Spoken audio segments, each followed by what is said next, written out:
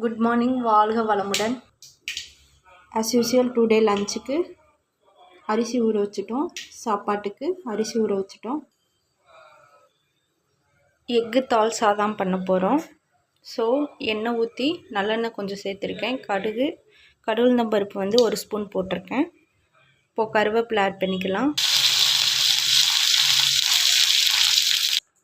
பெரிய வெங்காயம் ஒரு 3 வெங்காயம் கட் பண்ணி வச்சுருக்கேன். தக்காளி 2 தக்காளி வந்து குட்டியாக நறுக்கி வச்சுருக்கேன்.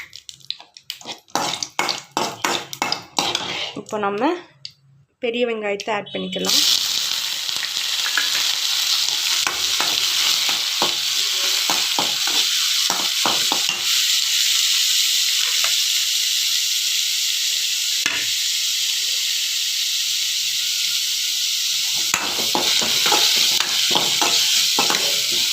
பெரிய வெங்காயம் ப்ரௌன் கலரில் வரும் வரைக்கும் நம்ம நல்லா வதக்கிக்கிடலாம்.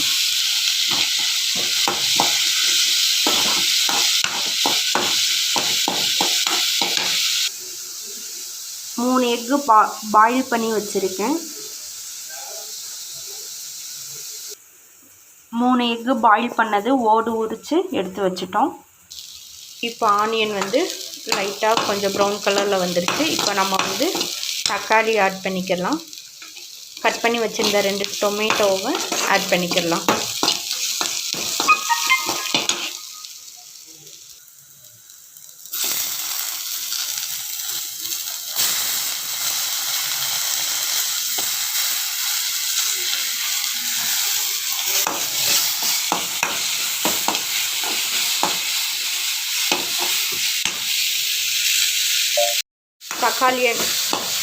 தக்காளி வதக்கிக்கலாம்.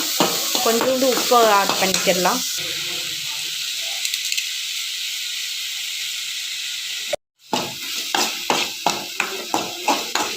கொஞ்சம் சால்ட் ஆட் பண்ணி நல்லா தக்காளியும் வெங்காயமும் நல்லா வதக்கிக்கலாம். தக்காளி நல்லா இப்போ வதங்கிருச்சு. இப்போ நம்ம தேவையான அளவு மசாலா சேர்க்க போகிறோம். ஸோ ஃபஸ்ட்டு வந்து மல்லித்தூள் கொஞ்சம், மிளகாத்தூள் கொஞ்சம்,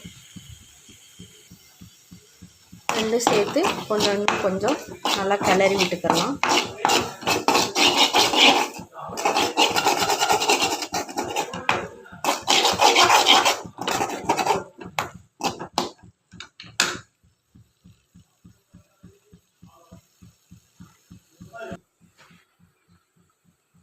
தென் க்ளீன் பண்ண எக்கை வந்து கொஞ்சம் இப்படி வந்து இது பண்ணிக்கலாம். ஏன்னா அந்த டொமேட்டோ சாஸ் வந்து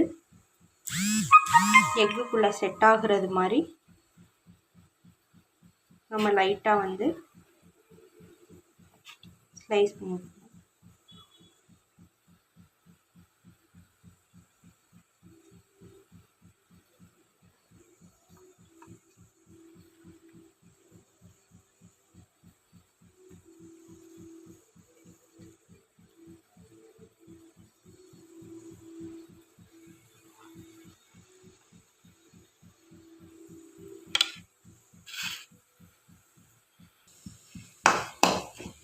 இப்போ கொஞ்சம் தக்காளி வெங்காயம் அந்த மிளகாத்தூள் மல்லித்தூள் நல்லா வதங்கிடுச்சு. இப்போ நம்ம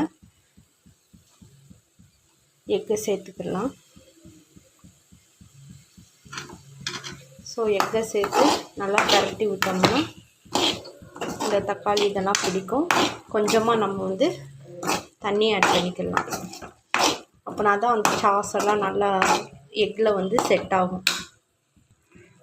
கொஞ்சமாக நான் இப்போது வாட்ரு ஆட் பண்ணியிருக்கேன். இப்போ க்ளோஸ் பண்ணி வச்சுட்டு கொஞ்சம் அந்த சாஸ் எல்லாம் எக்கில் வந்து இறங்குற லெவலுக்கு ஒரு 2 or 3 மினிட்ஸ் நம்ம தட்டு போட்டு மூடி வச்சுக்கலாம். தென் நம்ம கொஞ்சமாக தேங்காவை வந்து அரைச்சிக்கிடலாம். ஸோ நான் கொஞ்சோண்டு தேங்காய் எடுத்திருக்கேன். அதை இப்போ நம்ம நல்லா கிரைண்ட் பண்ணிக்கலாம்.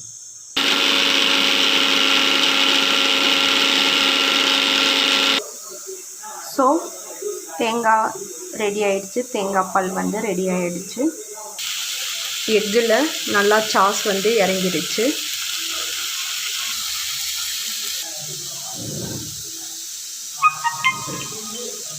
இப்போது நம்ம தேங்காய் பால் ஆட் பண்ணிக்கலாம்.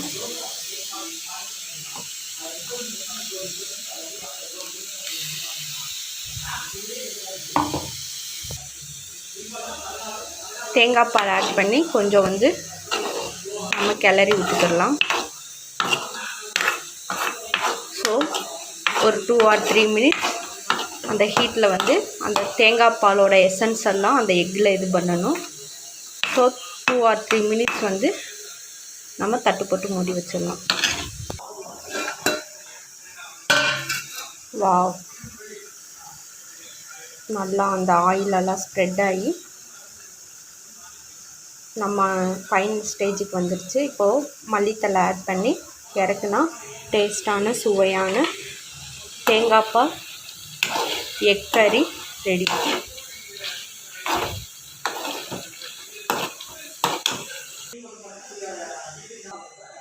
டேஸ்டான சுவையான தேங்காய் பால் எக் கறி ரெடி. வாங்க சாப்பிட்லாம். வாவ், செமையாக வந்திருக்கு, செம டேஸ்ட்டாகவும் இருக்குது. டுடே உங்கள் வீட்டில் என்ன ஸ்பெஷல்னு கமெண்ட்டில் சொல்லுங்கள். தேங்க்ஸ். பை.